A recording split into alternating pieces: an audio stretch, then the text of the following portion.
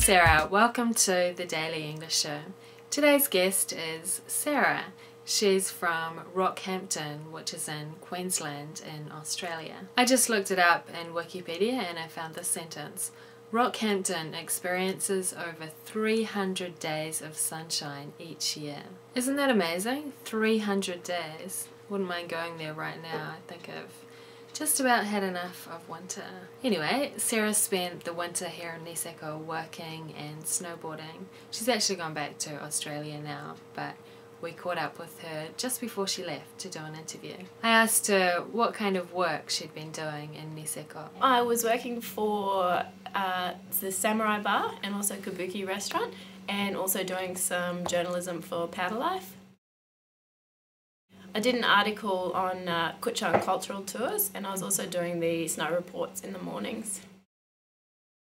Yeah, it was really interesting actually, except for the 6:30 starts, but apart from that, no, it was really good and great experience when I get back home. Kia ora, in Stick News today, a police officer in Australia shot himself with a taser. Early on Sunday morning, police in Sydney were called out to a nightclub brawl. Apparently, an officer was trying to taser a 27-year-old man, but he accidentally shot himself instead. The officer was taken to hospital where he received treatment for minor burns. And that was Stick News for Monday, the 23rd of February. Kia ora.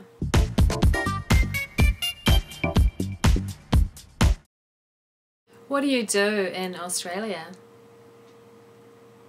How did you become a radio producer? Did you have to study? What does a radio producer do? What are your favourite news programs in Australia?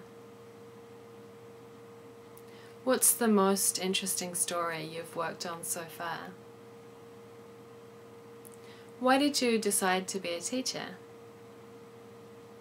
How long did you teach for? Why did you decide to change careers? What do you most enjoy about teaching? What's the most challenging thing? What do you think makes a good teacher? Have you learnt any languages? He was born in Italy and moved to Australia. When you were little, did he ever speak Italian to you?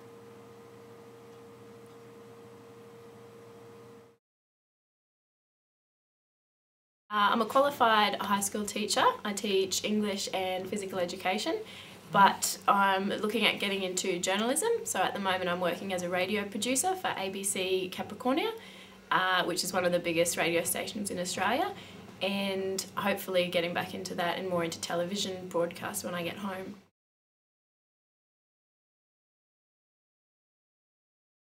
Yeah, I'm studying a Bachelor of Arts specialising in journalism at home, but I just kind of fell into it. My lecturer said he works for ABC and he wanted me to go and do some work for him, so it just kind of worked out that way. Basically, we source stories from other media outlets, so the internet, other newspapers, television, and we sort of follow them up and find talent to interview for them on air, write the stories, and then program them so that they go to the air at the right time. My favourite is National 9 News. I'm not really a fan of like a current affair and Today Tonight and all those sort of expose ones. I like more hard news stories rather than soft news and exposés. About 2 months before we came, there was a man who got attacked by a crocodile. We have a lot of crocodiles around where I live. Got attacked by a 6-metre crocodile, and it was a pretty big story because it was quite close to where I live at home.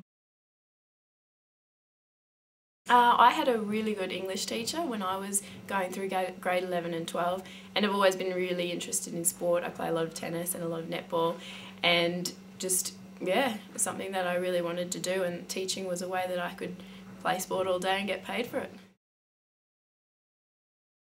I taught for 3.5 years after I graduated. Just for something different, I guess. When I was in high school, I always wanted to be a writer, and I think this sort of allows more for writing than teaching does. And I'll probably still think about going back to teaching maybe after I've had kids, for the hours and the holidays and those sorts of things. Oh, I love the kids. I love my kids. So I teach high school, which is grade 8 to grade 12, so about 13 to 17-year-olds. I really love the senior school students. Get along with them really well.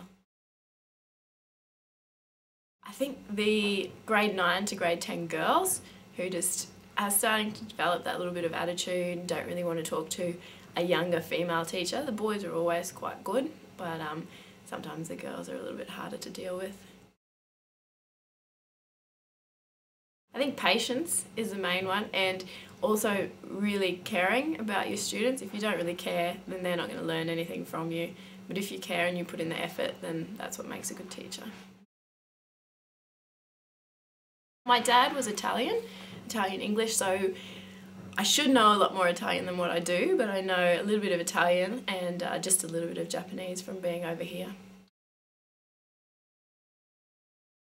Yeah, he was born in Italy and then he moved to England for a while and moved back to Italy, and then met my mum. He used to work on cruise ships and he met my mum on a cruise ship and then moved to Australia to be with her. When he would work on the cruise ships, we'd go and visit him for sort of 2 months of the year, and all the staff spoke Italian, so they would all converse in Italian, but to me it was always English.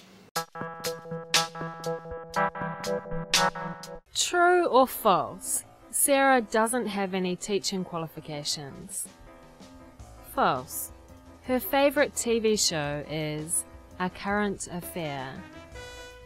False. She plays tennis and netball. True. Her dad is Japanese. False. Her parents met on a cruise ship. True. And that was the Daily English Show. See you tomorrow. Bye.